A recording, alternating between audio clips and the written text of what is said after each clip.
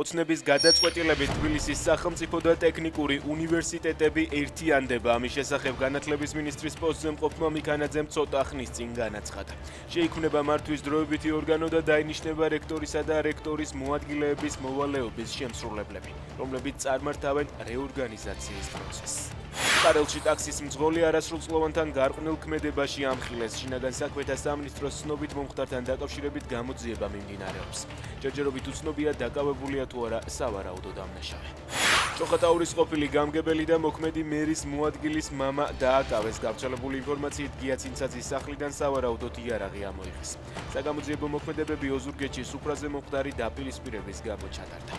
თუ საზღვარგარეთ მყოფმა ოჯახის წევრმა თანხა გამოგიგზავნა, ვინაიდან ის შესაძლოა მოხმარდეს ევროპის დროშის შეძენას და ფანჯრიდან გადმოფენას, მოსალოდნელია ამის გამო 6 წლამდე პატიმრობა დაგემუქროთ. იურისტი გიორგი მშვენიერაძე ოცნების მიერ დაანონსებულ საკანონმდებლო ინიციატივას განმარტავს, რომელთაც უცხოური დაფინანსების კანონს ამკაცრებენ. იქ შემთხვევებზე წესდება სისხლის სამართლებრივი პასუხისმგებლობაც.